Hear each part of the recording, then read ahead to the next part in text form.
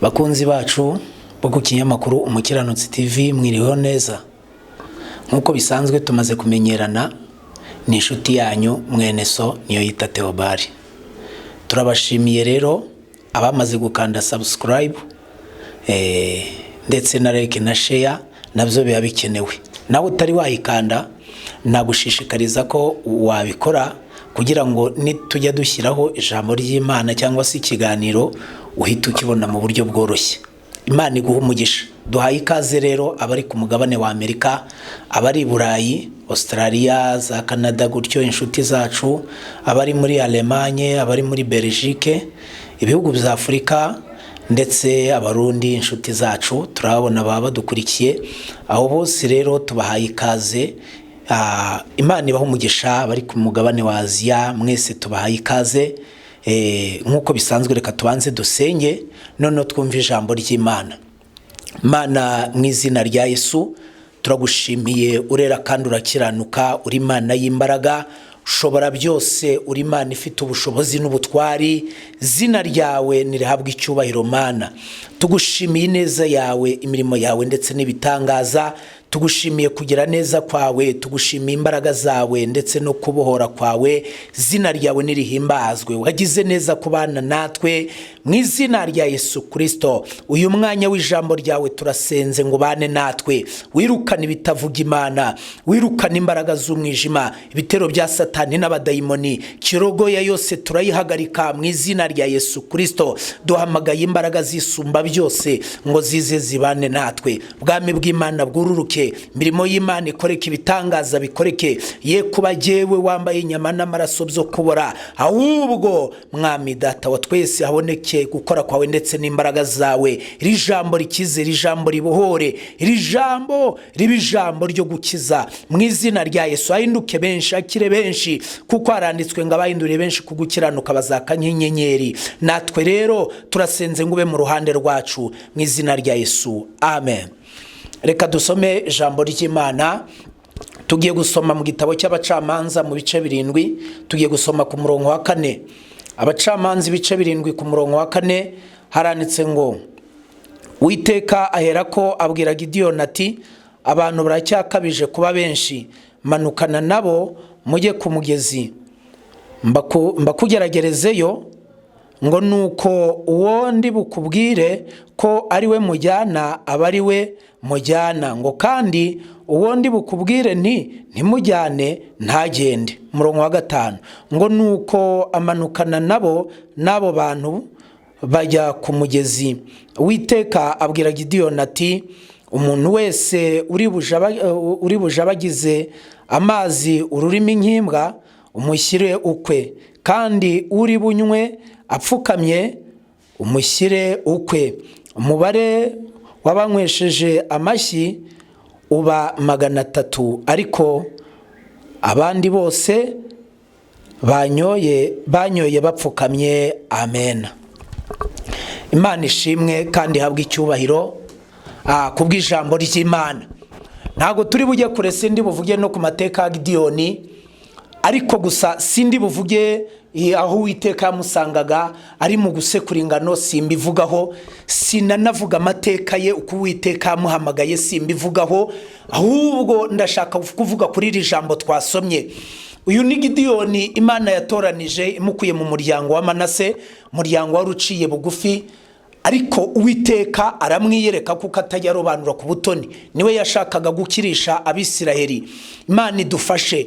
Bibiliya turayisomye, ivuze ijambo rikomeye. Iravuze ngo Gideyoni, Bibiliya yavuze ngo abantu baracyakabije kuba benshi, ngo bamanure mbageragereze ku kagezi. Abari bunyweshe amashyi ngo bajabagiza nk'imbwa ubashyire ku ruhande, ngo kandi abari bunywe neza nabo bashyire ku ruhande rwabo.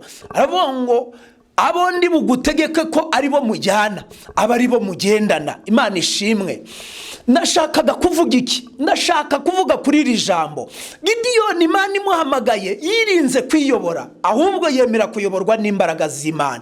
Bibiliya ivuze iki? Iravuze ngo Gideyoni abamanura ku kagezi, kuko Uwiteka yashakaga kubageragereza kuri uyu mugezi, kugira ngo kuko Uwiteka atajya akirisha amaboko y'umwana w'umuntu, kuko yagombaga kubajyana ari benshi, akibwira ko aribo babikoze ari imbaraga zabo. Ariko Imana ishaka gukirisha amaboko matoya, kugira ngo Gideyoni ejo azazirikane neza y'Imana, imirimo y'Imana yakoze. Bibiliya yavuze ngo abanyoye ngo bajabagira nk'imbwa ku mugezi bari benshi cyane kuruta abanyoye neza Uwiteka yari yatoranije, kuko Uwiteka yatoranije 300 gusa. Bibiliya yavuze ngo abandi bose barangije, ngo Imana ibwira Gideyoni ngo babwire basubireyo, ngo nuko ngo baragenda. Gideyoni ajyana n'izo ngabo. Imana ihimbazwe cyane. Jambo ry'Imana ni rizima kandi rifite imbaraga. Ushobora kuryizera ukakira imbaraga z'Imana. Uyu munsi nashaka kukubwira kuri iri jambo rivuga ngo baracyakabije kuba benshi, kuko mu rusengero urebye abantu twese turasenga. Ku cyumweru barasenga, hari abasenga kuwa gatanu, hari abasenga no kuwa gatandatu. Abo bose bitwa ko basenga, ariko nashaka kukubwira ngo baracyakabije kuba benshi. Igihe kirageze kugira ngo Uwiteka yongere atoranye, kuko abantu bagikabije kuba benshi. Abitirirwa Imana ni benshi, ariko abakora nk'uko Imana ishaka, abo ngabo babaye bakeya. Niyo mpamvu Imana ije kongera kugerageza abantu. Hari akagezi kazabisobanura. Ubundi ubarebye bari kuririmba muri korari n'amajwi meza, wabona ari intungane, wabona ari abakiranutsi, wabona basenga by'ukuri. Ariko Bibiliya iravuze ngo baracyakabije kuba benshi. Wababona bari muri korari bari kubyina baririmba bahimbaza, wabona rwose abantu bagiye mu ijuru. Ariko wareba imiterere yabo, wareba ingeso zabo, ugasanga barahakana ibyo ngibyo by'umurimo w'Imana baririmba. Ubarebye baracyakabije. Ubarebye muri abo bashumba bari gushumbiza intama, abo ngabo Uwiteka arashaka kubamanura ku kagezi, kugira ngo bisobanuke, bimenyekane ko Uwiteka ari we Mana. Mana ihimbazwe cyane. Baracyakabije, abo barokore baracyakabije kuba benshi. Ariko reka mbabaze, ubundi ko mbona abantu bose abarokore ni benshi muri iki gihugu, n'ahandi ni benshi, kuko iburarirwa itajya, ahubwo kugira ngo ihombe iragenda yunguka, iragenda ahubwo biyongera, bazana n'izindi nzoga nshya. Ni ukubera iki burarirwa idahomba? Iyi korona yaratugaragaje, yagaragaje abasenga n'abadasenga.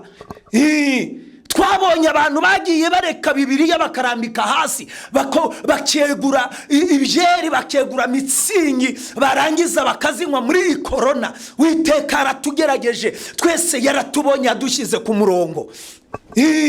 Twarababonye abarokore, abashumba bari kunywa inzoga, abaririmbyi bari kuzinywa, abapasiteri bari kuzinywa, ababishopu nuko, abantu bari kunywa inzoga ari abakirisitu neza, kandi umunsi bihanaga bagakizwa bari baravuze ngo inzoga ni icyaha. Ariko kubera ko bamaze kuva mu buntu bw'Imana, ubu bari kuzinywa nta kibazo bafite. Ariko naje kukubwira ngo niba warasogongeye, niko Petero yanditse, ngo niba warasogongeye ukamenya ko Kristo agira neza, Bibiliya iravuga ngo nimumwegere, kuko niwe buye rizima ryanzwe n'abantu, ariko ku Mana ryaratoranijwe. Wababona bari mu makoti n'imisaraba, wabona ari abakiranutsi, ariko abo bashumba baracyakabije kuba benshi. Noneho narumiwe, abantu bari kugura ubushumba kugira ngo bemere bambare koro pastoral, nabo bitwa abashumba n'imisaraba, abashumba b'izina. Mani dufashe kandi tugirire neza.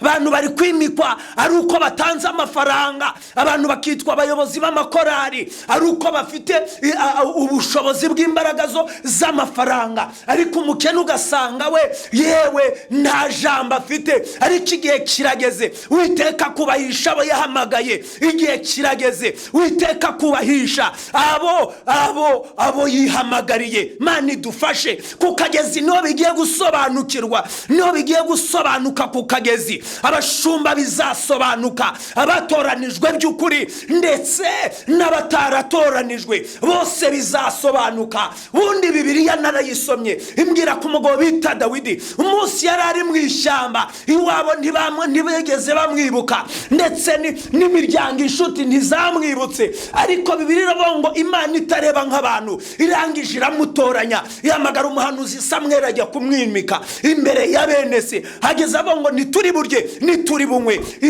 Imana itari yabona uwo yantumye. Yesu adufashe. Bibiliya iravuga ngo umunsi yimikwaga umwuka wera yaje kuri Dawidi, ngo ariko uwo munsi asubira mu butayu.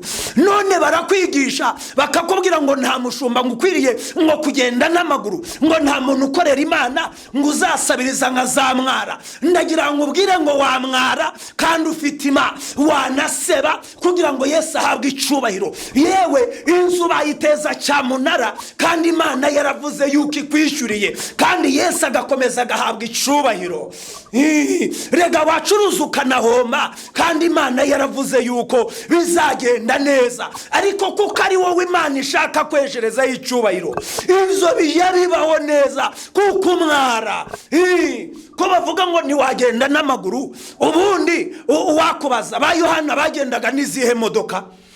Ba Petero bari bafite amazu, bari bafite ama etaje, ariko baracyakabije kuba benshi. Niyo mpamvu inyigisho z'ubuyobe zibaye nyinshi, inyigisho z'ibinyoma ni nyinshi. Nagiye mbona abantu benshi bari kwirukira ibitangaza, yewe hari abahanura bakubita abantu hasi. Ibyo twarabibonye.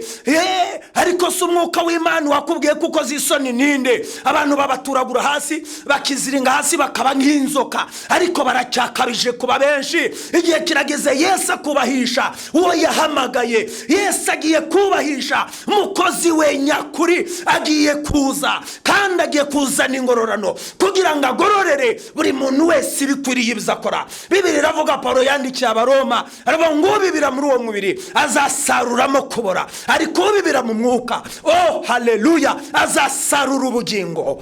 Baracyakabije kuba benshi mu kidiyakoni, baracyakabije kuba benshi. Uwiteka agiye kubamanura ku kagezi kugira ngo ariyo bisobanukirwa. Sodoma ni Gomora harimbutse bazira ibyaha, hazira gusambana bahuje ibitsina. None nabonye no mu Rwanda byaradutse. Yesu atugirire neza. Baracyakabije kuba benshi. Ubwo ikizira gihagaze ahera, ubwo abantu birukanye Imana mu mitima bakibika ibitari Imana. Yesu araje abaranwe n'abantu, agiye kukubaza umwanya yaguhaye ubwazo no kuba uri muzima. Ukwiriye kubishimira Imana, wibuka wavuye ukagwa, nurangiza wihane. Bibiliya yavuze ngo Imana ibwira Gideyoni ngo baracyakabije kuba benshi, ngo bamanukane ku kagezi. Imana igiye kumanukana abashumba ku kagezi, Imana igiye kumanukana abakozi b'Imana ku kagezi. Abahanuzi bavuga ngo Imana iravuze ntacyo yavuze, bakirukira ku ma YouTube bagiye kuvuga ngo Imana yabatumye ntacyo yabatumye. Igiye kumanura abahanuzi ku kagezi, niho bizasobanukira yuko Uwiteka koko yabatumye cyangwa atabatumye. Oh data wa twese, igihe kirageze ikubahisha abantu bayo. Ndagira ngo nkubwire ijambo rivuye ku musaraba, nuko Uwiteka agiye kumanura abantu ku kagezi, bikamenyekana niba yaraguhamagaye cyangwa ataraguhamagaye. Kuko muri minsi nsigaye mbona udafite amafaranga ntibamuha ijambo, udafite amafaranga ntiyaba umushumba, udafite amafaranga ntiyaba umudiyakoni, udafite amafaranga nkazitange yakira abashyitsi nyine ajya atanga amafaranga. Uwo nguwo mbese ntamenyekana mu rusengero ahasengera. Ariko baracyakabije kuba benshi. Ndagira ngo ubwire ngo Dawidi ari mu ishyamba, kandi igihe kirageze Dawidi agasohoka mu ishyamba agiye kwima ingoma kugira ngo Imana isoze icyo yavuze. Nuko Dawidi agomba kubanza akava muri iryo shyamba. Yesu adufashe. Oh data wa twese, gihe kirageze, abantu bagiye gusohoka. Mana idufashe, gihe cy'ingororano kiraje kirasohoye. Baracyakabije kuba benshi. Wabona abanura yagira ngo ni abantu, wabona ababwiriza yagira ngo ni abantu, ariko bari kujabagira nk'imbwa. Barokore bari kujabagira, abahanuzi barajabagira, babwiriza butumwa bari kujabagira, iyi minsi bari kujabagira. Abantu bavuye ku rufatiro. Bibiliya ngo twubatswe ku rufatiro rw'intumwa n'abahanuzi, ariko Kristo niwe rufatiro rw'ukuri. Yesu adufashe. Baracyakabije kuba benshi. Data wa twese, ibaze wowe uri kujabagira cyangwa uri kunywa neza, uri mu Uwiteka yatoranije? Uri gukora iki muri iki gihe? Aho nawe ntiwajabagiye, ariko ibyatuma ujabagira birahari, ibyatuma Uwiteka gutakariza icyizere birahari. Nawe utekereze neza, wasanga uri kujabagira muri iyi minsi, wasanga hari ibyo uri gukora byatuma ujabagira, wasanga waravuye ku munara. Rego ushobora kudasambana ariko guca imanza bigatuma ujabagira, ushobora kudaca imanza ariko kuba dema waravuye aho Imana yagushyize nabyo byatuma ujabagira. Rega kutizera nabyo byatuma ujabagiza amashyi ukajabagira nk'imbwa. Rega kuba warataye umurimo w'Imana nabyo byatuma ujabagira, kuba usenya umurimo w'Imana nabyo byatuma ujabagira. Rega n'ubusinzi bwakujabagiza bugatuma Uwiteka kureka. Bibiliya ngo Sawuli yakoze imyaka hafi 40 Uwiteka atamuzi, kuko 37 Sawuli yayimaze ategeka ari umwami w'Isiraheli, ariko Uwiteka atamuzi. Myaka 3 yonyine niyo yamaze akora agendana n'Imana, akiranuka ayoboza Imana. Baza umutima wawe, ese uracyayoboza Imana mu rugendo rwawe? Mu kazi kawe uracyibuka kuyoboza Imana? Enimola cyangwa urukujabagiza? Ariko Yesu adufashe.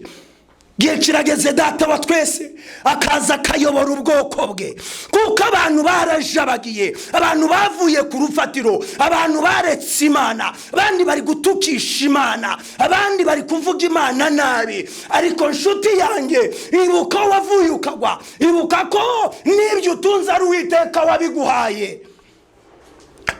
Wibuke ko nahuri ari Uwiteka aguteretse. Uwiteka aramutse akuretse wa mwara, aramutse akuvuye imbere wakorwa n'isoni. Wa mugabo we, reka kujabagira, ongera ugarurire Uwiteka icyubahiro cye, ongera umugarure mu rugo rwawe. Abantu benshi baretse Uwiteka, ariko garuka, kuko Uwiteka nishimira ibitambo byokeje kuruta abamwumvira. Yesu arashaka kugaruka mu rugo rwawe, Yesu arashaka kugaruka mu buzima bwawe. Muri 9:3 iravuze ngo sinzibagirwa igihe nakizwaga ngubwo Kristo yinjiraga muri nshye. Mana ishimwe, abantu bibagiwe imirimo y'Imana, abantu bibagiwe ibitangaza by'Imana, abantu bibagiwe Kristo kizindwara, abantu bibagiwe yabakuye ku iseta, abantu bibagiwe yabakuye mu ntambara bahiga, bakabongo nukora ibi natwe tuzagukorera. None ikibabaje mu gihe guhiga kabiri ni ya mbere mutarayihigura. Elilaima, mwibagiwe Imana ya yindi itanga amasezerano ikayisohoza. Wibagiwe ya yindi yagutabaye ugiye gukorwa n'isoni ku madeni, ya yindi yishura abana Minerva warayibagiwe, ya yindi yaguhaye visa warayibagiwe, ya yindi yakugejeje muri ayo mahanga warayibagiwe. Ariko wayihembye kujabagira nk'imbwa, nibyo wayihembye ahuri. Wayihembye ubusinzi, uyihimba gutingana, urangije uyihemba ibyaha. Wibagirwa yavuganye nawe kizagutabara, wibagirwa yagusoreje amasezerano, wibagirwa yandi yavuze ngo izaguha imodoka, none usiga wijana mu busambanyi, usiga wijana mu byaha. Naratangaye, sigaye mbona natandukaniro ry'abizera Imana n'abapagani. Umupagani arambara ubusa, n'umurokora akambara ubusa. Yesu adufashe. umupagani arambara amapoketi akabyambara nk'ibigiye kugwa, ariko n'uwizera Imana nawe akabyambara gutyo. Yesu adufashe. Abapagani baritukuza, nabo mu nzu y'Imana bakitukuza. Mwarajabagije, nimugaruke ku murimo w'Imana, nimugarukire Imana, mugaruke. Uwiteka arabagirira impambe. Yesu arakicaye ku ntebe y'imbabazi kugira ngo wewe wajabagije Uwiteka agaruke yongera kugirira ibambe. Garukira wa mushumba we, urabizi ko waguye, urabizi ko ataye inshingano zawe, urabizi ko wikoreza abandi imitwaro udashoboye kwikorera. Garuka, garukira aho ugeze. Urabizi ko utakinyurwa n'urugo rwawe, warajabagiye, ariko Uwiteka arashaka kongera kugukiza, arashaka kongera kukurokora. No mwizere uyu munsi ari bureme ikintu gishya mu buzima bwawe. Erire lalema. Yesu agufashe. Nima lawa, fata icyemezo, kuko Uwiteka nawe araje, atari yimanukira akuntumye w'uyu munsi. Wewe wajabagije, wewe wasubiye inyuma, wewe waguye, wewe wacitse intege, wewe wimye Imana, wewe wimuye Imana, ongera uyisubize mu byicaro itari yagushishimura. Ikuntumyeho uyu munsi kugira ngo ongere ugaruke, kuko Uwiteka atishimira umunyabyaha akarimbukira mu byaha. Garukira aho ugeze. Urabizi ko ako kazi urimo ari Uwiteka akaguhaye, ariko ibaze uragakiranukiramo. Kera umurokore yagirirwaga icyizere na sebuja, ariko ibaze abarokore nibo bari gutukisha Imana. Niwamusiga mu iduka ryawe wasanga yakwibye. Harimo abarokore b'ibisambo, harimo abavuga Imana ku munwa b'abajura. Imana irashaka kugaruka, yongera ukugarura icyizere watakaje, yongera igaruke mu rugo rwawe rwubake. Mpamvu rwasenyutse nuko wimuye Uwiteka. Uwiteka aramwimuye, mukura mu byicaro bye. Ongera wubahishe Uwiteka, nawe azaza kubahishe. Garuka mu mwanya wawe, wa musore. Wiki nicyo gihe cyo kugira ngo wumvire Imana, nicyo gihe cyo kugira ngo wubahishe Imana muri ayo mashuri yawe, wubahishe Imana mu kazi kawe, wubahishe Imana muri ubwo buzima yagushizemo. Mu bukene bwawe wubahishe Imana, izaze bugukuremo niba ukiranuka koko. Nele wazimalawasi. Yesu adufashe kandi anozama, atugirire neza. Yesu adutabare. Ndabona abantu benshi baguye, Yesu adutabare cyane. Imana irashaka ko mugaruka, Imana irashaka ko mwongera mugakizwa, mugasubiza Uwiteka icyubahiro mwamwambuye, mukamusubiza ibyicaro, mukamusubiza ibihe, akagaruka mu rugo rwanyu. Biravuga mu byahishuwe ngo ndakomanga, ngo umuntu niyumva ngo agakingura, ngo nsinjiriwe dusangire. Yesu arimo gukomanga kugira ngo unyumva neza. Iri nijwi ry'impanda rikomeye kugira ngo uyu munsi ufate icyemezo. Yesu ashaka kuza mu rugo rwe rwasenyutse akongera akakubaka. Yesu ashaka kuza mu buzima bwa iyo ndwara yananiranye. Yesu ashobora byose, arashaka kugukiza. Yesu ashaka kukubakira. Yesu ashaka kukurema bundi bushya, arashaka kukwambika imbaraga, arashaka kugukura ako gasuguro k'abadayimoni, arashaka kukwambura urwo ruzingo n'akarande, akamenagura izo mbaraga, akiyubahisha. Ariko mbere y'ukaza akuntumye ngo manza ugaruke mu mwanya wawe w'ukuri, wongera ukiranuke n'abazakore. Birabanga bashaka ubwiza nicyo no kudapfa. Ko Paulo yandikiye Abaroma, babishaka bonkale wasi, babishakisha ibyiza badacogora. Widisansema Uwiteka azabitura ubugingo. Yesu akugirire neza. Igihe cyo guhemba kirasohoye, n'igihe cyo guhana kirasohoye. Ndagira nkubwire ngo Uwiteka yarakuntumyeho, ariko garukira aho ngaho, kuko Uwiteka adakirisha amaboko y'abana b'abantu. Niyo mpamvu wiringiye abantu bakakuvaho, ukiringira imiryango ikakureka, ukiringira abavandimwe bakakuvaho, ukiringira inshuti zikakureka, kuko wiringiye abantu. Imana urayimura ni wayishyira mu mwanya wa. Izera Imana, izikwereka uburyo Imana ishobora byose. Reka dusenge Imana. ahari waba ufatisha icyemezo, ahari waba wumvise ijambo ry'Imana, ariko ni umuburo Imana yari kuntumyeho, kuko abantu barajabagiye.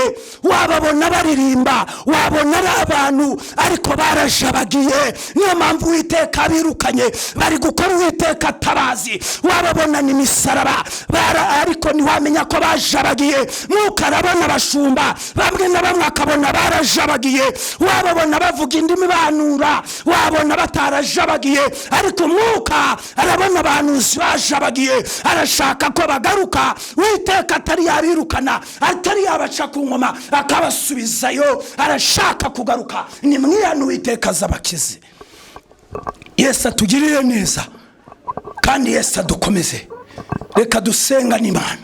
Waba ufashe icyemezo cyo kugira ngo ukizwe, waba ufashe icyemezo cyo kugira ngo wongere ugarukire Imana, nayo iri bukugarukire. Uyu munsi ndagira nkubwire ngo ni umunsi wawe. Ongera wizere Yesu. Yesu aracyakiza indwara, Yesu aracyavura, Yesu aracyatanga urubyaro, Yesu aracyatanga urushako, Yesu aracyatanga imbaraga, Yesu aracyakora ibitangaza, Yesu aracyabohora, Yesu aracyakura abantu mu bushomeri. Ni wizere Yesu, ni wongere umugarure mu byimbo, mu mwanya umugarure, nawe ari buza akore kandi ategeke. Reka dusenge Imana. Uyu munsi ni wawe, garukira aho ngaho. Yesu aragukeneye, Yesu aguha umugisha kandi aguha amahoro mu izina rya Yesu, amen. Reka dusenge Imana. Mana, mu izina rya Yesu, Jehova yire, Mana yirongera ibitambo ku musozi w'Iteka kizabonwa.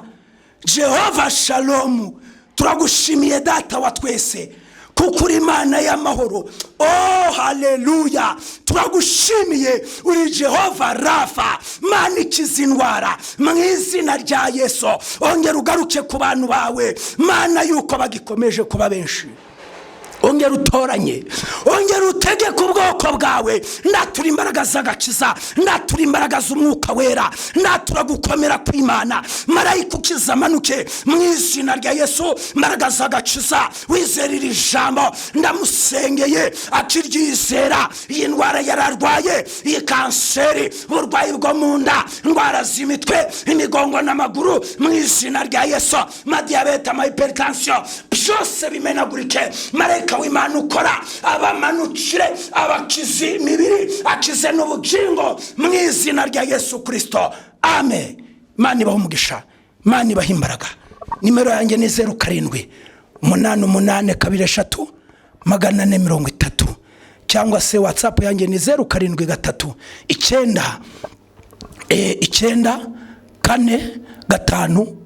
0739455644. Imana ni guha umugisha, imbaraga n'amavuta yawe ku buzima bwawe, mu izina rya Yesu Kristo, amen.